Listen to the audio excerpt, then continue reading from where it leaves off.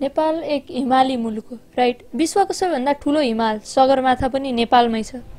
तर के हजुरको दिमागमा कहिले यो प्रश्न उठेको छ कि यो हिमालको निर्माण चाहिँ कसरी हुन्छ, मतलब हिमाल क्रिएट चाहिँ कसरी हुन्छ?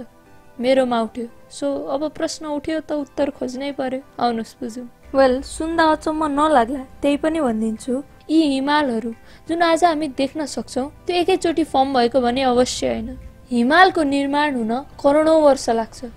पहिला पहिला साइन्टिस्टहरूलाई पनि यो कुरा बुझ्न धेरै गाह्रो भएको थियो कि यो हिमाल बन्छ चाहिँ कसरी। सो एक फ्रेन्च जियोलोजिस्ट ज्याक्वेस मेलाभिलीले एउटा स्यान्ड मोडल बनाए जसले गर्दा सामान्य मान्छेहरूलाई पनि हिमालको निर्माण कसरी भयो भनेर बुझ्न धेरै सजिलो भयो। पहिला यो बुझौँ कि पृथ्वीको क्रस्ट धेरै पिसेसमा डिभाइडेड छ र यो पिसेसहरू जहिले पनि मुभ गरिरहेका हुन्छन्। ओके, यो पिसेसहरूलाई नै हामी टेक्टोनिक प्लेट भन्छौँ। बिस्तारै जब कुनै टेक्टोनिक प्लेट अर्को टेक्टोनिक प्लेटसँग जोडिन जान्छ तब त्यसको छेउको जमिनको जुन भाग हुन्छ नि त्यो उठ्न थाल्छ।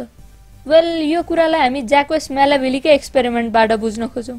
मानौ यो र यो दुईटा कन्टिनेन्ट हो रे र यी दुई बीच सागर छ। बिस्तारै टेक्टोनिक प्लेट्सको मुभमेन्टको कारण यो कन्टिनेन्ट यहाँ जोडिन खोज्छ र बीचको भाग अलि माथि उठ्छ र यसरी फर्म हुन्छन् माउन्टेन्स। त्यसैगरी सोइल इरोजन, वेदरिङ लगायत विभिन्न प्राकृतिक प्रक्रियाको कारण माउन्टेनहरू त्यस्तो भिरालो हुन पुग्छ र यसरी नै करोडौं वर्षको टेक्टोनिक प्लेट्सको मुभमेन्टको कारण बन्छन् माउन्टेन्सहरू।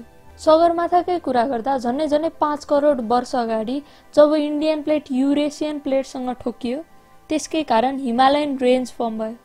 तर ठोकिने बित्तिकै हिमालयन रेन्ज फर्म भएको भने होइन। वेल, म हजुरलाई सरल भाषामा बुझाउन खोज्छु है त। लगभग 22 करोड वर्ष अगाडि इन्डिया अस्ट्रेलियाको तटमा अवस्थित एउटा ठुलो आइल्यान्ड थियो र इन्डिया र एसियाको बीच तेथिज ओसियन थियो। बिस्तारै टेक्टोनिकको मुभमेन्टको कारण इन्डिया अस्ट्रेलियाबाट छुट्टियो र एसियातिर मुभ गर्न लाग्यो र लगभग 17 करोड वर्षपछि त्यो इन्डियन प्लेट युरेसिया प्लेटसँग ठोकियो। यानी आजभन्दा लगभग 5 करोड वर्ष अगाडि इन्डियन प्लेट र युरेसियन प्लेट ठोकियो जसकारण जमिनहरू माथितिर उठ्न थाले। यसरी नै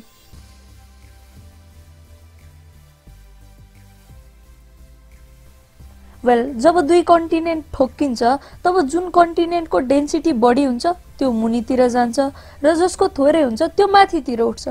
तर यो केसमा डेन्सिटी लगभग बराबरी भएको कारणले दुवैतिरको ल्यान्ड फोल्ड हुन थाल्यो। यसरी नै र बन्यो हिमालय। र यही प्रक्रियाको कारण आज हामीले देखिने हिमालयन रेन्ज अहिले यस्तो छ र यही हिमालयन रेन्जमा भएको सर्वोच्च चुचुरो हो सगरमाथा। त्यसैले मैले यो भन्दा गलत हुँदैन कि यो सगरमाथा करोडौं वर्ष अगाडि केवल एक समुद्र नजिकको जमिन मात्र थियो र त्यो ठाउँ जसमा अहिले सगरमाथा छ त्यो ठाउँमा करोडौं वर्ष अघि एक समुद्र थियो। वैज्ञानिकहरूले सगरमाथामा धेरै समुद्री जीवहरूको अवशेष पनि भेटाएका छन् जसले गर्दा यो पुष्टि हुन्छ कि विश्वको सबैभन्दा ठुलो चुचुरो करोडौं वर्ष अगाडि समुद्री सतह भन्दा पनि मुनि थियो। सो अब हजुरको मनमा एउटा प्रश्न आउन सक्छ कि के अहिले चाहिँ इन्डियन प्लेट युरेसियन प्लेटको डिरेक्सनमा मुभ गर्दैन त? अवश्य गर्छ। त्यसकै कारण हिमालहरूको उचाइ दिनदिनै बढ्दै गर्छ।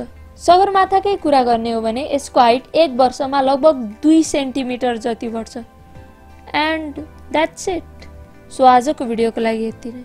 मन परे लाइक र च्यानलमा नयाँ हुनुहुन्छ भने च्यानललाई सब्स्क्राइब गरी साइडको नोटिफिकेसन बेल अन गर्न नबिर्सिनु होला। भेट्नेछु हजुरलाई छिटै नै अर्को भिडियोमा। त्यसैसम्मलाई बाइ बाइ, टाटा, जय नेपाल।